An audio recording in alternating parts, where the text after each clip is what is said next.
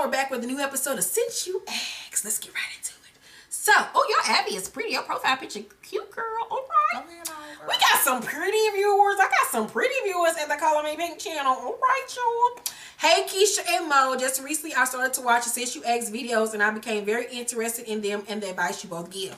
I love the honesty from you both and how you don't sugarcoat anything. By the way, Keisha, I love your all tea, all shade videos. Thank you.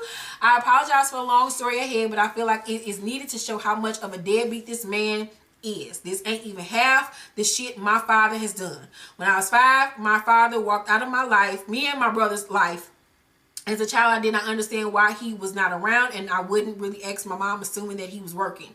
When I was around 7 or 8, my mother's job had a mother-daughter day, and of course she took me with her, but could not take my older brother. He is 1 year older than me. She called my father and literally begged him to spend the day with my older brother and have a father-son day, just the two of them. He told her that he would. Hours went by, and me and my mother were having fun at her job until my grandmother called my mom and told her that our father never picked my brother up and never called. When my mom called him, he was still asleep and said he was too tired to get up. Needless to say, my mother was livid. My grandmother gave my brother an excuse for my father's absence and took off from her job, police sergeant for Illinois State Police. Go, Grandma! And had a grandmother-grandson day with my brother. That was sweet. Yeah. From that day on until this very day, my older brother hates our father. He has disclosed to me with a straight face that he would not even care if our father ever died and that he would whoop his ass if he ever saw him again. Fast forward to where I am, 14. I was at my grandparents' house and my father's brother was over doing some handyman jobs for my grandmother. My uncle, I'll call him AJ, was the best. He is fun and caring. He will always give me and my brother $20 and tell us to save for toys. He will always apologize to my mother for how much of a deadbeat his brother is. My father's entire family knew he was a deadbeat and would encourage him to see us, but he never would.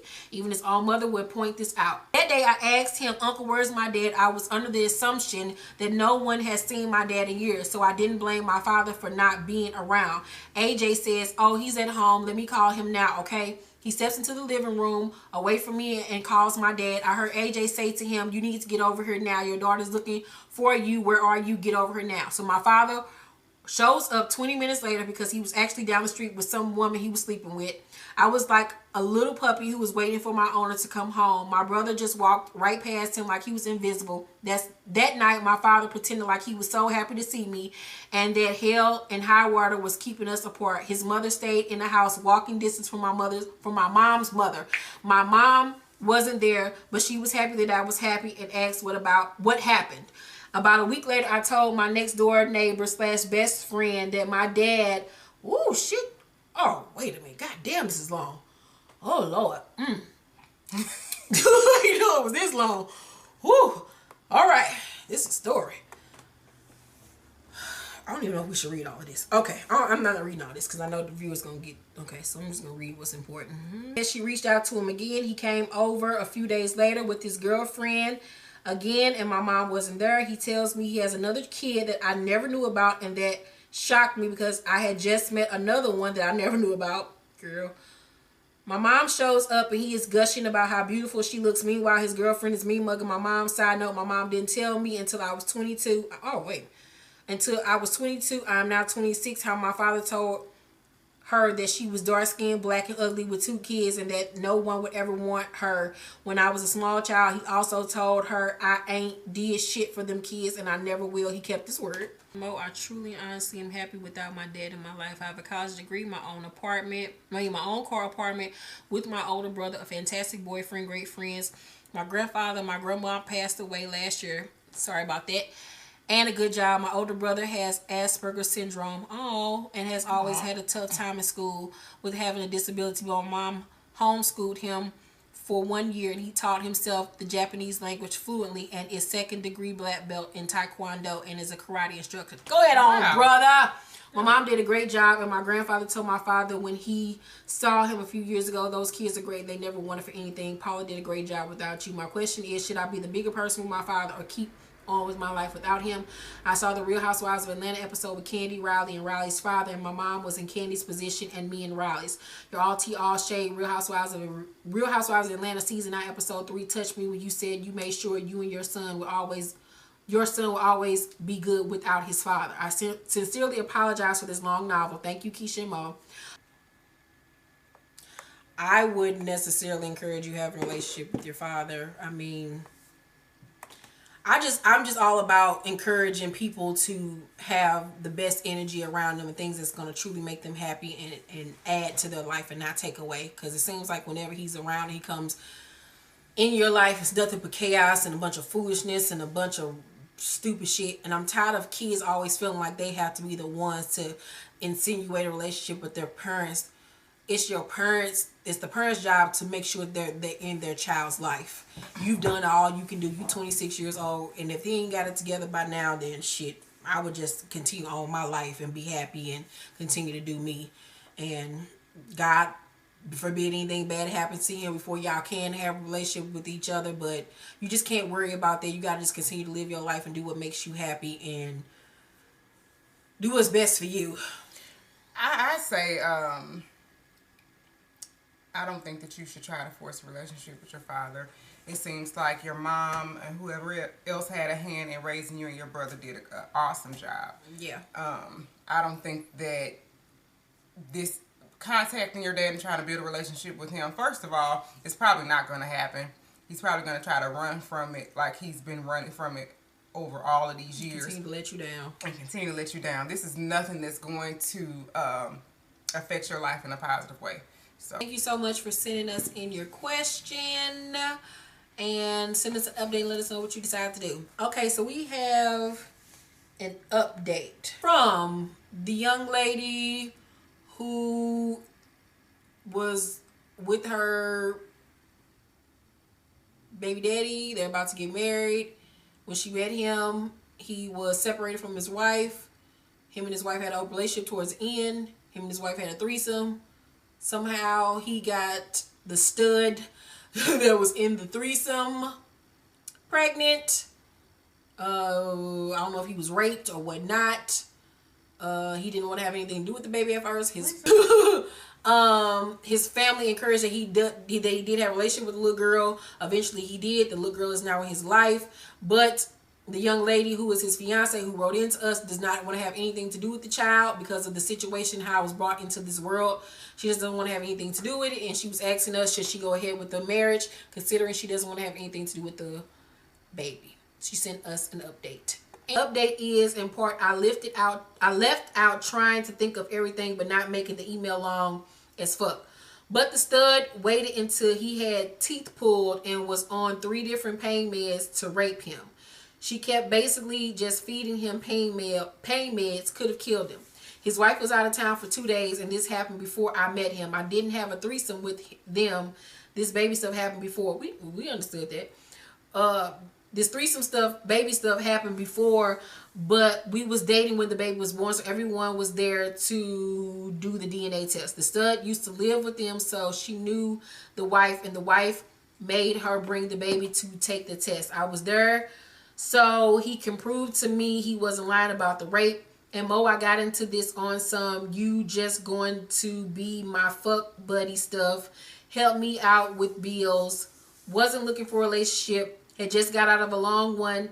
Just lost my mama. Was over loving niggas. My baby daddy before him just wasn't shit but financial support. White men are crazy. Oh, we not together. He got his own apartment, but he don't want to tell his family we not together. So Thanksgiving, all that was a show. He hasn't told his son, and I don't really know how to tell him. His son, mom don't like me for whatever reason, so it's not like we can all be grown and have a sit down with him. And a little girl I just don't fuck with. I'm not going to show fake love, and I know she a child and don't have anything to do with how she got here and feel bad because she is a child and been trying the last year to love her like I do his son, but it's just not there. When I was trying to love the baby, he wasn't getting her. Hell, he hated that baby and her mom, still hate the mom, and working on actually loving a little girl like he do his boys. He still say it's a working process. And I was saying this, the family pushed the baby on him and made him deal with the baby, but not me. I'm not going for that BS and fuckery. He still talk about signing the little girl over to this day. To this day. What happened? She left him? Yeah, they're not together no more. Okay, well that's good then. Yeah, because y'all don't need to be together. You still don't want to have nothing to do with this baby.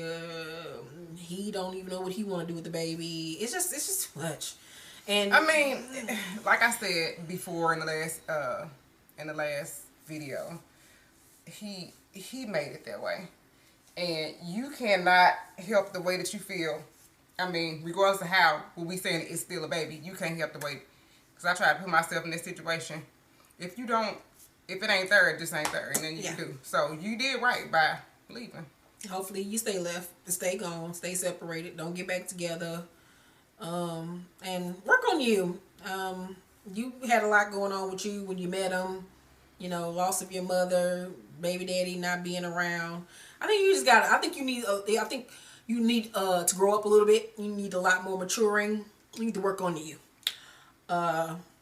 Stay away from each other. I think you're a little guarded, but that's a whole nother email. Yeah.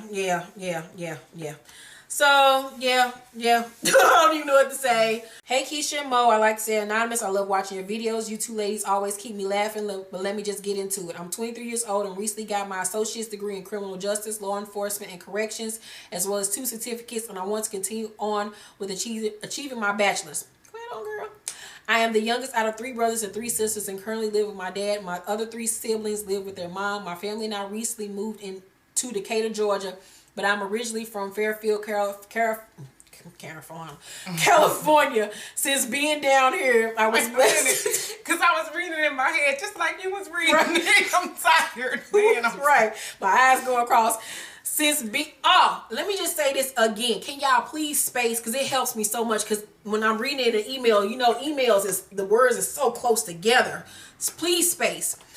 Since being down here, I was blessed enough to find a job in security in the first month of being here. Since my family's cross-country trip went horribly wrong, we ended up leaving our vehicles in California and hopped on the first plane to Georgia. My brother's mom lives in Georgia with my 2 sisters. We all have the same dad, different moms. Papa was a Rolling Stone. I haven't seen my older sisters in about 12 years, but one sister, I will call her Ashley, decided to come live with my dad and I because Ashley and her mom bumped heads a lot.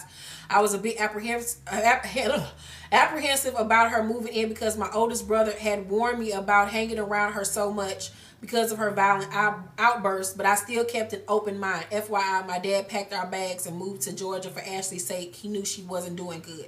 Since being around her, we have gotten into multiple arguments and almost fought twice. Our last argument started over the stupidest thing. I was in her room and we were talking about men and baby mamas. I had jokingly said, "Is there any good men out there?" And my sister angrily replied, "I got a good nigga." I stayed quiet. I didn't know the guy, but I didn't like our first encounter, but it was none of my business. The argument escalated when she continued to argue how her man was good to her, and I continued to reply that I didn't care because I'm not with him. Ashley then said, "What does my nigga need to do to make you happy?" At that moment, I was sick of arguing about a nigga I don't know.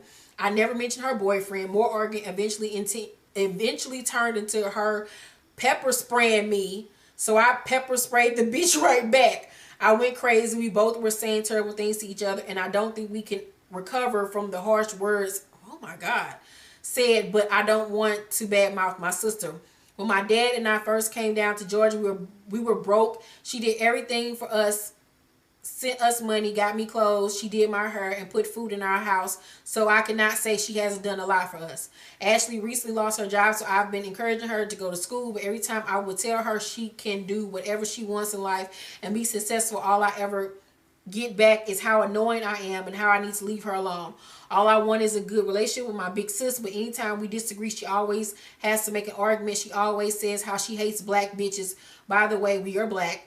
How the white man is keeping her down and just playing the professional victim in my opinion. I know her past mistakes does not stop her from getting some jobs, so I understand that, but I just wish she would take control of her life and stop blaming the world for the mistakes she has made. I love my sister, but she drinks every day and is very confrontational. It has gotten to the point that I don't even like speaking to her much because I'm worried it might be an argument. I can only walk away so many times. Should I just back off her completely? I know it would hurt my dad, but I know because of the life choices she made, she is angry and bitter. Sorry for this being so long. Please help me and let me know, is it me? No, it's not you. You just said she is an alcoholic, basically.